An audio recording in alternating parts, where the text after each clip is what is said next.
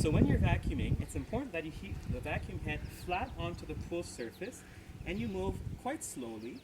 The reason being is so that you don't create any ripples underwater for the debris to float back to the surface.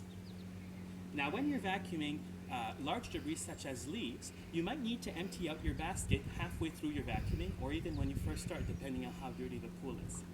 Now to empty out the basket, what you need to do is turn off the skimmer and start sucking from the main drains so that it's safe to put your hand into the skimmer, remove the plate, empty out the basket, and then turn the valve back on to keep vacuuming again.